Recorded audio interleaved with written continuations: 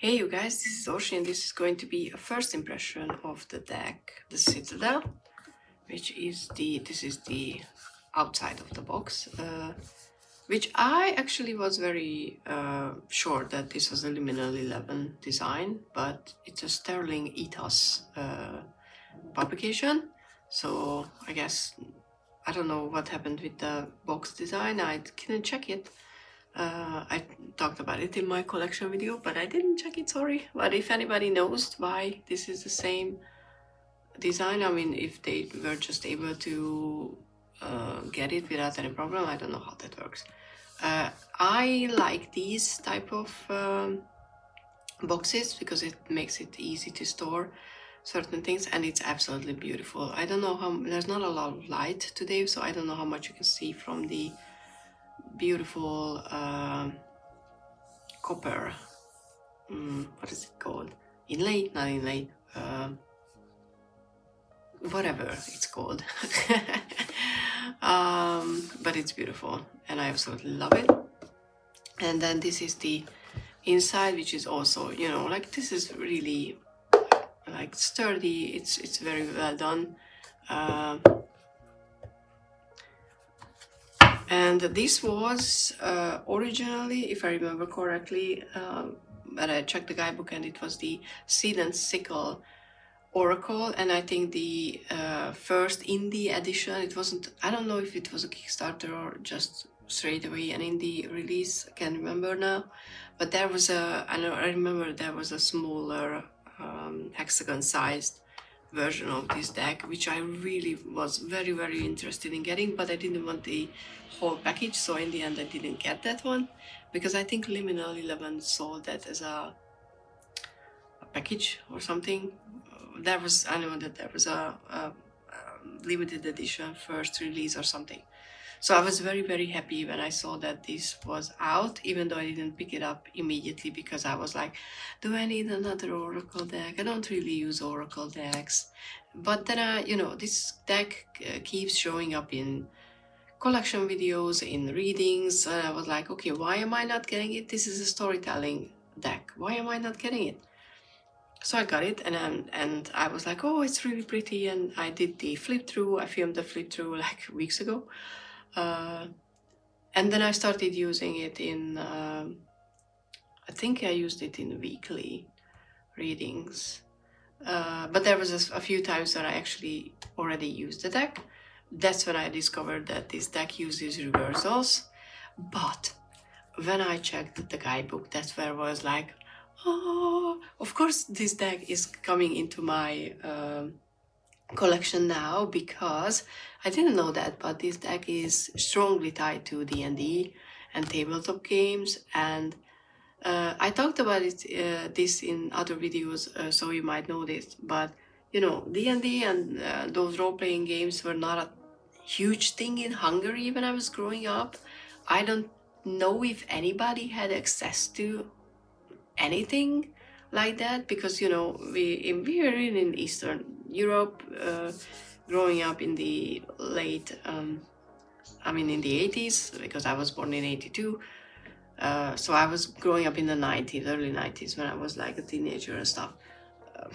We had access to like stuff from Western you know, media and whatever, because obviously I was huge NSYNC and Britney Spears fan and stuff like that. So those things came here as well. You know, we knew about them through Germany. That's how we got everything. And I'm sure that there were guys, boys playing D&D in dungeons, actually, like basements. But you know, they were definitely not talking about it. It wasn't cool. Not mainstream cool, so nobody talked about it, and those boys definitely didn't talk about this to girls, so I had no idea. I grew up reading books connecting to D&D, which I had no idea that I was doing that. One of my all-time favorite ones are from, you know, like that word, which is still a mindfuck to me, to be honest, because it gives me an understanding of the word, but also I'm like, but do I know enough? But you know, I have to put everything into a new perspective, everything that I read which I'm still struggling because there's a lot in D&D which I don't know. But also, long story short, me and my friends, we're finally starting to play. So I just created my first character like 2 days ago, like fully. We went through. I have a full character. Okay, it's as full as one can be when you start the game. But we're gonna start playing finally. So when I read the guidebook, and then I saw that this was, like inspired by and used by, and you can use it for D&D. That was just like an extra special thing for me at this time. So I'm very, very glad that I got it now and not like, I don't know when that came out, because now it's more relevant. And this just proves that, when something has to be in your life, it will come in the right time. And with this deck, I can actually clearly see that. So the guidebook, before we jump into the cards, and then I have a bunch of decks that I can show you that pairs well with this deck. So the guidebook, it's a really well written guidebook, and you get a map that helps you to see the certain areas where the cards live, which I think is amazing. Also, there's content that's always very useful, and you can see that Gaming with the Citadel, we have that as well for 60 pages, 16, which is amazing. There's a quick reading guide. I appreciate a reading guide always, because sometimes you don't have the time to check something, even though these are on the cards as well. But if you're, for example, looking for something with communication, you can just check, oh, there's communication, what is it, this the orator, it's the 74th page, so you can use that. Then we have the foreword, which I think it's worth reading, because it's Mark Holmes from High Rollins D&D, which I just started watching these, so I don't really watch a lot of content yet. I have a dropout subscription, obviously, now that Brandon is fucking leaving, because why not? I was just, I'm watching his videos for like, I don't know, 6 months, a year now. And me and a friend were like, okay, we're gonna get a dropout subscription, because we need to watch all the D&D plays, like, we need to watch everything, and, we need it. And then he's like, okay, I'm leaving, bye. And I'm like, why are you doing that? He's wonderful. I wish I could be like him, like in matter of game playing and whatever. But there's also the word from the author. There's the seed and sickle, which I used to have, and I liked it, like the idea, but I didn't like that it wasn't, there were no keywords on the cards, so I sold it in the end. Then, but read the foreword, because I think you get to know a lot about the deck when you read these two. Usually it's about, oh yeah, I started reading tarot, which is interesting, but in this case I think it's worth reading both. Then we have some overview of how the Citadel itself is built up, how it works. I didn't realize that if you just start to use the cards, you might miss the elemental signs. I did that because I was not concentrating on anything, and I didn't realize that there were 4 suits. What is this? It's air, right? Earth, water, and I don't have, oh, there's a fire. So there's elemental suits, but also those are different sections in the Citadel and different people who live in that section. Like fire is for the court, and they represent achievement and completion. Air is for academy, which makes sense. It's learning, aspiration, and development. We have water, not water, earth with the crowd, with the people, which make also sense because they are the backbone of every society. And we have hard work, fulfillment, and community. And then we have water with the troop, and they are the visitors of the Citadel, and they are, you know, like ebb and flow. They are just flowing in, going out. I love this. This is such a well thought out deck. Oh, I love it. I appreciate it so much, and it's self-expression, freedom, but also doubt, inner turmoil, and personal identity, which is amazing. Like I said, I think this is going to be one of my all-time most used Oracle decks, next to the Wisdom of the Oracle, because I already feel so excited to work with it deeply. So it's gonna be in every reading. Even though I was like, I don't need a lot of Oracle decks, and that is true. And I need to cut down, I think, a little of the Oracle decks, because I have a few that are very just specific, but in a general way. And I need to concentrate on decks like this more, because this is as complex in my head, at least. Don't, you know, I'm not saying other decks are not like that. For me, everything I say is just for me, is as complex as a tarot deck. And I want complex decks in my collection. That's where I am. And I'm not gonna sell anything, because I already know that I learned my lesson, that ebb and flow. I'm trying to sell a few decks which I have zero connection to. But if I use a deck for a specific reason, but I don't feel like that's something that I want to work with, and as of this stage of my life, I think I'm just gonna put those away in a box somewhere, and then, you know, from time to time check back on them, because I don't have enough space to put everything out. And I will do a collection update as well, and so you will see. But this, oh, this is brilliant. This is brilliant. If a year from now my 6 months in video is not gonna be like, I love this deck and I worked with it all the time, then that's gonna be a disappointment for me. But then we have a card meaning, and we have and there are the author indicated that there are some elements connecting to different cards together, so I cannot wait to see those as well. If I'm, you know, like, realize them, this could be like such a wonderful, like, a picture book as well, like a storybook, that you can just pull cards and just look at them and see what's on the cards. Okay, I'm gonna put it so you don't have to like strain your eyes trying to see upside down. But you know, we have a picture of the card, and then a description of where this card lives in this archetype lives in the Citadel, what it means. And then we have, you know, like a meaning for it, and then we have a reverse meaning as well.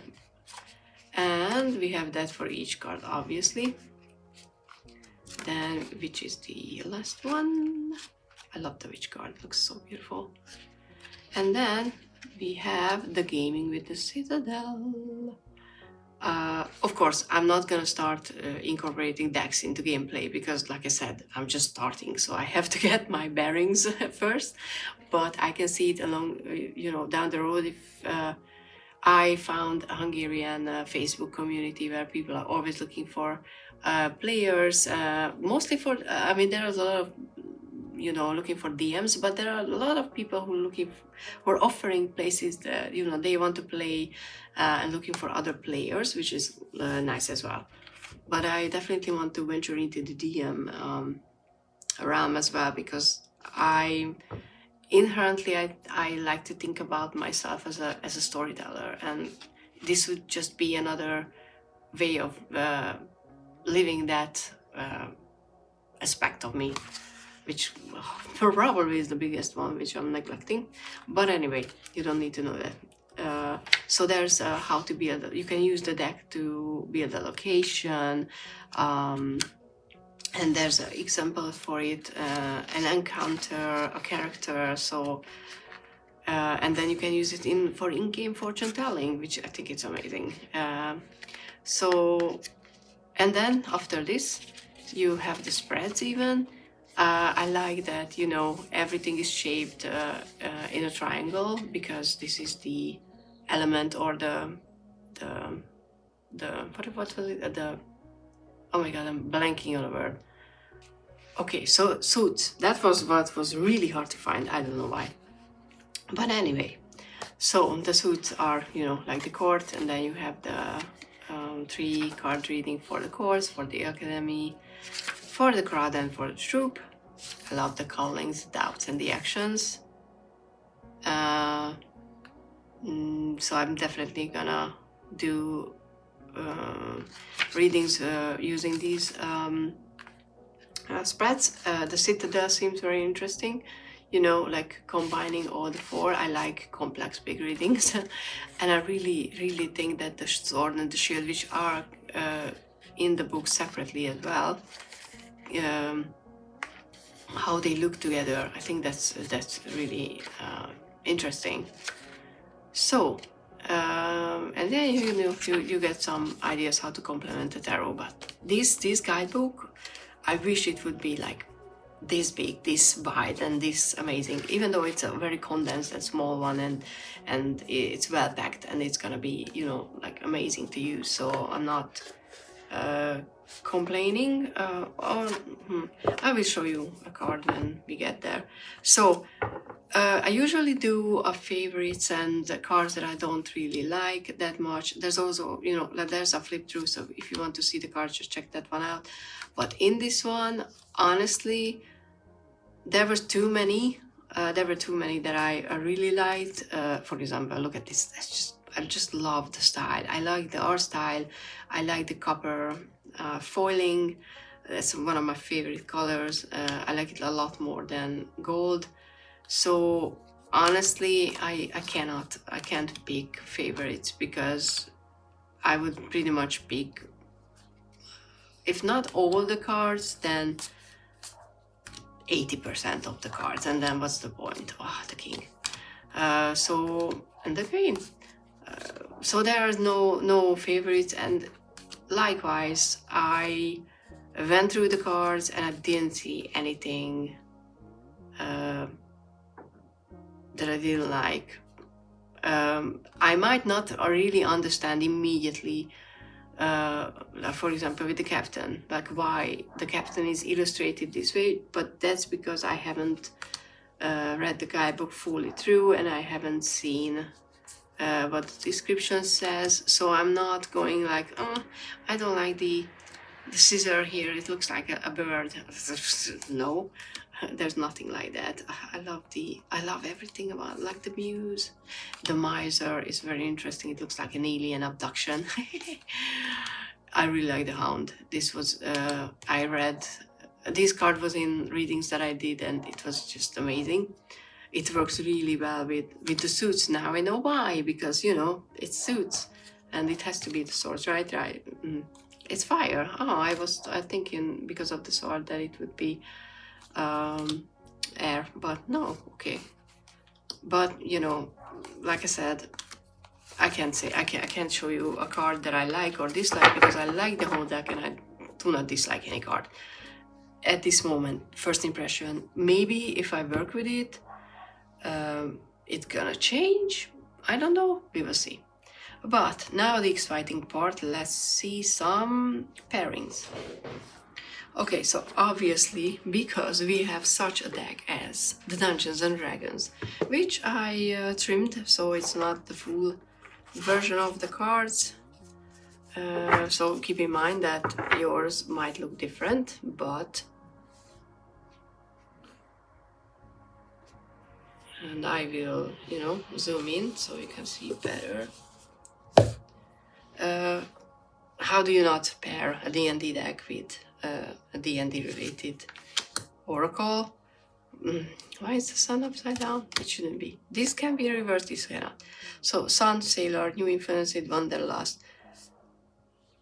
and with a knight on a horse, like wandering, like going, you know, like sailor, like. Do I need to go on? Like, isn't this just immediately like the perfect combination? You can build on everything that you saw on these cards, which are not always different from the usual meaning, but they add layers to it. And with this one, 7 of strength. Strength is the wand, I think. Yes, wands. Which is also fire. With the catalyst. A radical change is taking control. 7 of wands. So, you know, High Priestess and the storyteller. Viewpoints control. Like, I think, yeah. So I'm not gonna do this because we're gonna sit here forever, and I just want to stop here because I love the High Priestess and the storyteller is, and you know, I don't know if you know, but this too is representing the High Priestess. And like I said, I like to think about myself as a storyteller, so I'm gonna take this as a confirmation that what I'm thinking about myself is not as big of a bullshit then I might like to doubt myself when I'm doubting myself, and I'm gonna put this away and take a picture. Temperance, and of course we need to the enchanter, deception and trickery. Okay, think about that.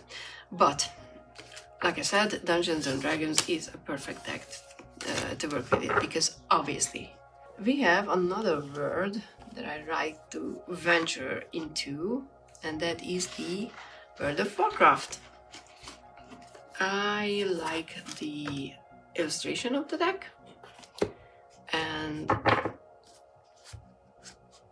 I think they look nice next to each other, because this isn't a very colorful deck either, so I don't think, you know, like it overpowers what we see.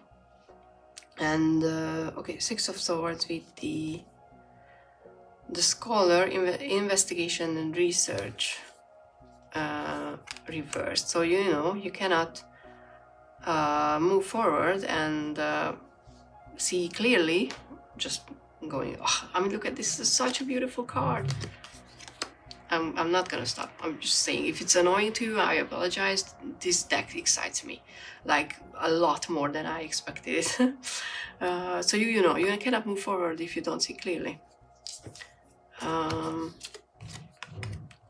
Let's check the witch experimentation rebellion with the Page of Wands. You need to, you know, experiment a rebel when you're that young and you're in that mindset of a page. 7 of Wands, which I love. I love this, the way they look on the 7 of Wands. And we have the Smith, overthinking, taking action. You cannot take an action if you don't know what to protect. Or I don't know, I need to read the guidebook. 8 of Cups, astronomer, discovery and augury. Huh. That's a very interesting pairing, in the sense that, you know, you can discover things and you can just see clearly once you let go of those things that you don't see. They're no longer working, you know, they're not supposed to be part of your life anymore. But yeah, as you can see, I think they look really well next to each other. 3 of Swords with the musician, inspiration and gratitude. If you're heartbroken, you cannot be really inspired, though, in that heartbreaking moment, but heartbreak is a very inspiring thing for a lot of musicians. So, you know, if you're looking for writing a song, just use your pain as an inspiration. And then we have the muse with the devil. Yes, I don't think I need to explain that one. So obviously this is another word building or word exploring deck that works well with this oracle. Just to keep up with the storytelling theme, the Raven's Prophecy deck is one that's connected to a book series. So I always look at this deck and imagine the word behind it, which gonna happen with this deck, obviously. So we have the 6 of Swords with the Pilgrim this time. Opportunities and growth. Yeah, if you know, manage to and this also have such an interesting imagery, like there's a hand holding a flower and we have a hand holding some water in it as well. So, you know, I think they can match. And this is a simpler black backgrounded illustration style, and you know, most of the cards have white background, so they play well off with the difference here as well. We have judgment, self-protection, and dual natures with the twins, which I always talk about with the judgment, that you know, you have to implement everything, the good and the bad that you did, who you are, what you have done in the past, good or bad, in order to actually level up. And with the twins, we have that duality as well. The Archer and the Ace of Cups. Oh, this is the Archer, arrow of amor. I don't know how you say that in English. You know, like you can fall in love in just an instant. And we have the Smith with the Sun. Overthinking, taking action. Wasn't there like something like that with the Sun previously? And we have the Hound with the Five of Cups. Loyalty, chains, and promises. And you can definitely feel like the Five of Cups. If your loyalty lies at the worst place and you're chained to people or ideas or way of thinking, for example, like the Five of Cups thinking, that you shouldn't be anymore. So I think these work well together as well. And then we have the Deviant Moon, which for me, it's a steampunky merchant city. This is where this deck lives. So for me, this is also a storytelling deck. It's a much more colorful one, so I like them next to each other aesthetically as well, but maybe for some people it's not an immediate pairing. But oh, look at that, the King of Swords with the Gambler, loss and risk. You know, if you're a King of Swords, you have to be decisive, you have to be precise, and you shouldn't gamble. A King of Swords is not a gambler type, because they know what they are doing. Three of Pentacles with the Walker, the Unknown, a journey, and with three birds. So see, they like each other for sure. The Knight of Wands with the Spy Master, knowledge and distrust, but reversed. Interesting. Knowledge and distrust with the Knight of Wands. Let's check the guidebook for this one. And this is the main whatever it's called, illustration for that section. Where did the Spy Master live? The Spy Master lives in the court. Okay. So the reverse meaning for the Spy Master is: your high standards are only setting others up to disappoint you. Rather than expecting too much of people, try to recognize where you're being unrealistic and accept that nothing is perfect. And with the Knight of Wands, you know, Knight of Wands are notoriously just about looking for passion and going after what excites them. And, you know, that could be very well true, that, you know, if you're getting this combination, that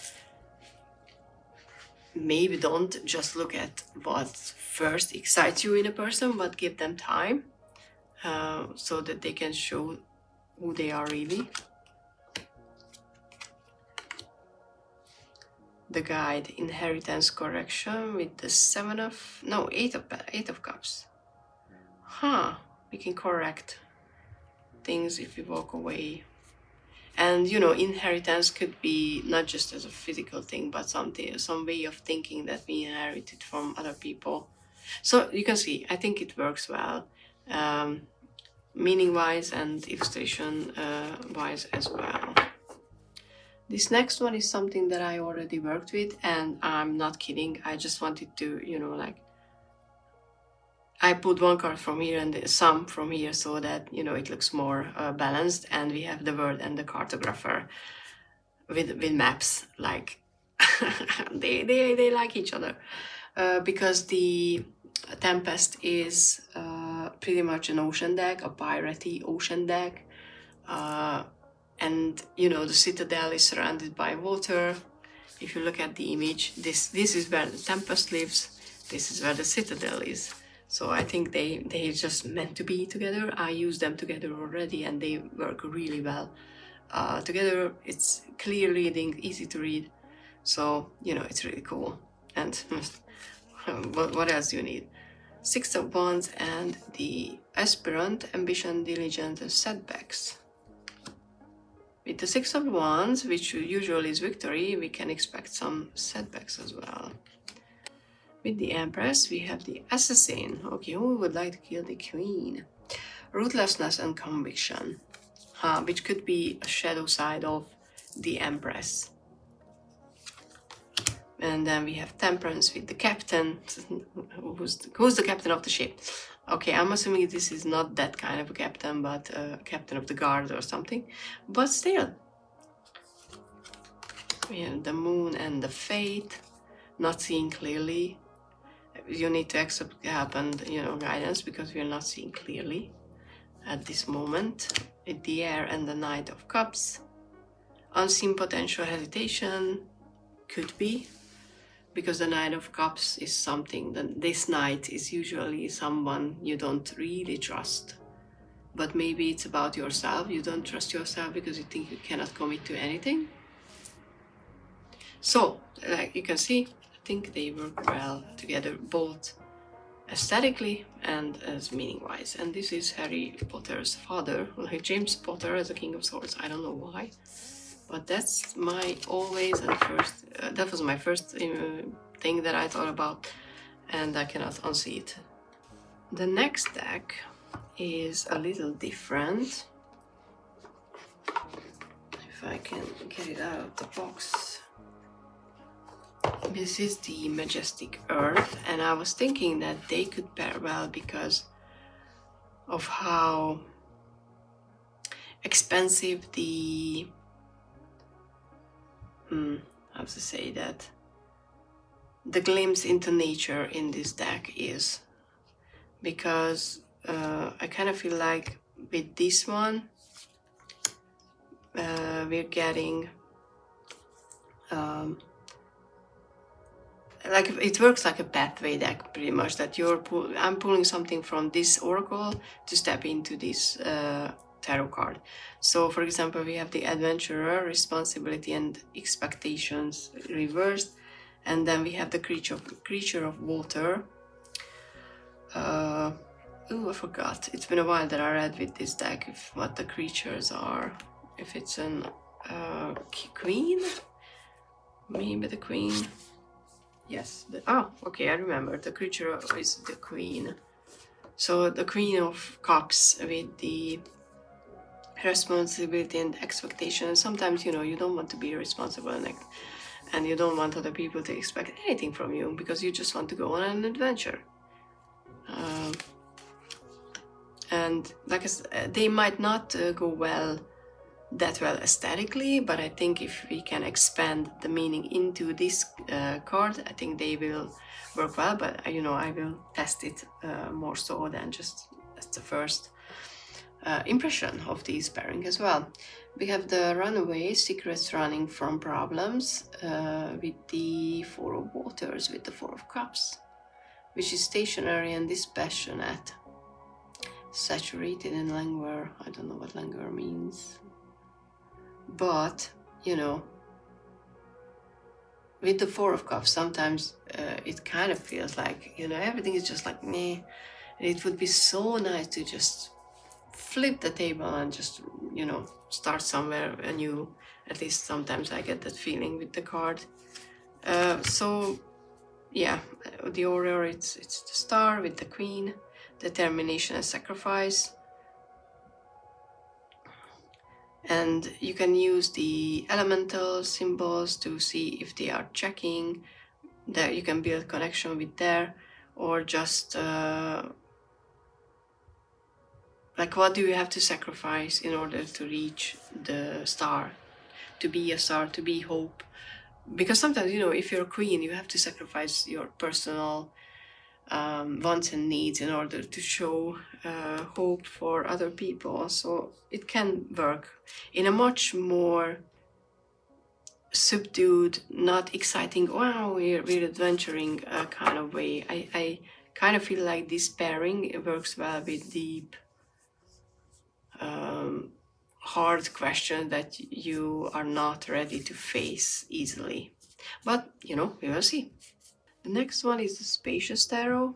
Again, the same concept kind of, pathworking through the oracle into the tarot card.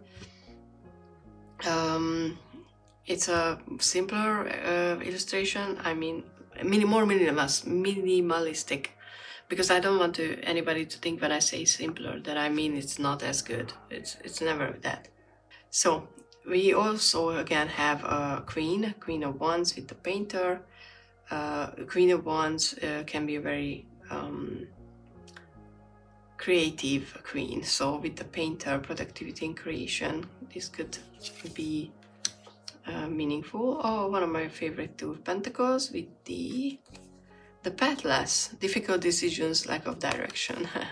Yeah, sometimes the Two of Pentacles is just all about being in the hamster wheel and you have no idea what you're doing and where you're going. You're just doing everything on repeat because this is life. Oh, we have the Ace of Pentacles with the reversed King.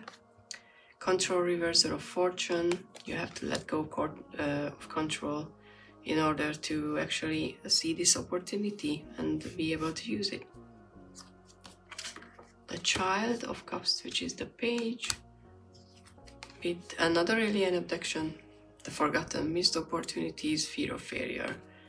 Yeah, if you sometimes we don't move because we feel we are lacking, we're not good enough. And if you look at the cards, the shape of the fish and this figure is exactly the same. And because it's reversed, it's easy to realize that. I don't know what that means. It just means that there's connection between these two cards. And then we have Temperance with the Herald, small regrets, longing. Now, this is something that I would definitely need to read upon. The Emperor must carry, which I'm not gonna do this because this video is gonna be long enough. But you can see, must carry and the Emperor, hiding your true self and projection. Sometimes, you know, we pretend to be something because we think everybody expects that from us if we're in the Emperor position. So I think they look nice next to each other as well, and the meaning wise as well.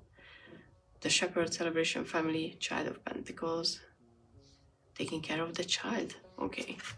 And the last deck is the Sephiro Tarot, which is also one with foiling, but this is gold. I think I showed it in some video already, or I talked about it, I don't know. Why is it upside down? There's the queens are coming out, I don't know why. But I think the colors on the side matches very well. And look, the direction as well. The Orator, communication and confidence with the Queen of Wands. I mean, who is more confident than a Queen of Wands? We have the Sentinel with determination, certainty, and with the Eight of Wands. You can just move ahead if you have, you know, determinations and you know where you're going. So these are more supporting pairings, not explaining each other, more supporting of each other. So we have the Warrior with perfectionism and Burnout with the Tower. And yes, the burnout can definitely lead to a Tower moment. The Page of Swords with the Weaver, who is rediscovery and transition, but in the reverse. Yeah, you don't really you cannot be able to discover anything, especially rediscover anything, if you're not in the mindset of a page. And what's with everybody is being reversed? I'm not using reversers. Alchemist with the Queen of Swords. Balance, invention, destruction. Definitely balance needed when the Queen of Swords is in the house, because she is judgment herself, impersonation. In what's the incarnated? Like, there's an expression I wanted to use, but I cannot remember exactly. Incarnate, I think that was what I was after. Balance, incarnate. And then the Ace of Swords with the Brawler, lack of empathy, confrontation. You know, you can use that sword to definitely see truth and cut through the mud that's keeping you from realizing certain truth, but you can actually hurt people as well if you just, you know, you do it in a confrontational way. So be mindful about it. So as you can see, this is a pip deck, but it's one of my favorite pip decks, and I really don't know why so many cards are upside down. Ace, let's get one for the Ace, the Diviner. Ooh, Divine Timing Evaluation with the Ace of Cups. Yeah, Ace of Cups definitely is not happening if the timing is not divine. And we have the Priest with the High Priestess, and I'm gonna leave it here because, you know, do I need more to explain? No. So yeah, these were just a few first glance. I think these would work well together pairings.